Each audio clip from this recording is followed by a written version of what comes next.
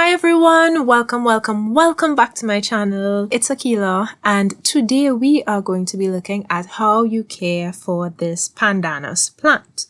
Pandanus are hardy perennials that are easy growing and easy to care for. Now they are known for their sharp edges and are used in cooking in some countries. Now if you are in Trinidad and you've ever used this plant whilst cooking, let me know. It'll be nice to know how this plant is used when persons are cooking. Now the variegated types are yellow and green in color, and there are some green ones as well. The yellower types, they prefer a more brighter lighting conditions compared to the greener types that can tolerate a bit of shade.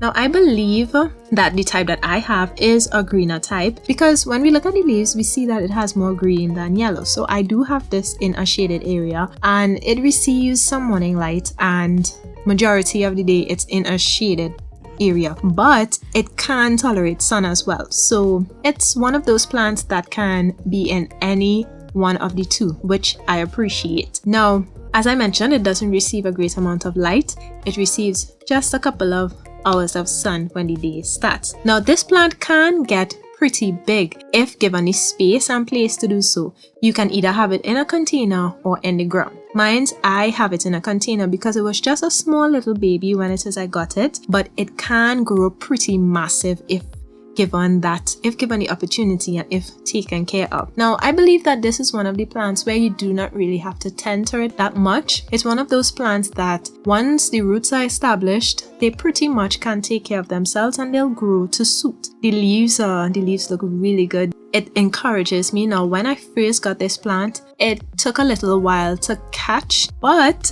when it did catch itself, you see the smaller shoots or stubs, or they come up after the roots were established. Alright, so if you're container gardening, you can repot when the roots have filled the whole pot completely. When you begin to see the air roots emerge, please do not be tempted to remove them because they actually help with the growth of the plant. Alright, sometimes we might cut them because we want the plant to look neater, but removing them can damage the plant because this is used to help with regards to receiving moisture and receiving the nutrients that is needed. So that's why they send out these roots. You can place this plant indoors. Some persons grow it indoors.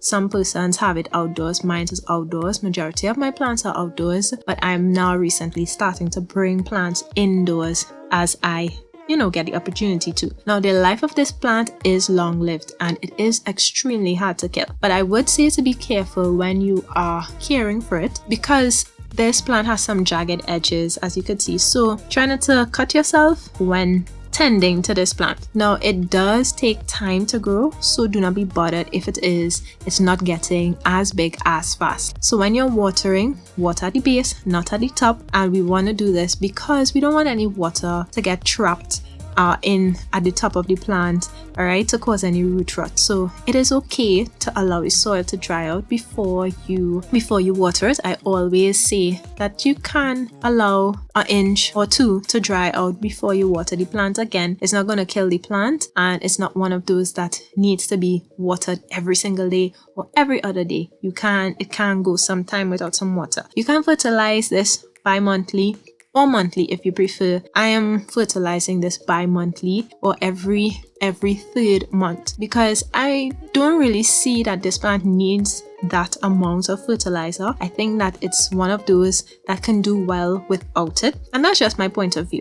Right? A thing to take note of is when the leaves bend. Now, if you have a pandanus plant and the leaves are bending in the middle, this is because the plant is not receiving the adequate amount of light that it needs.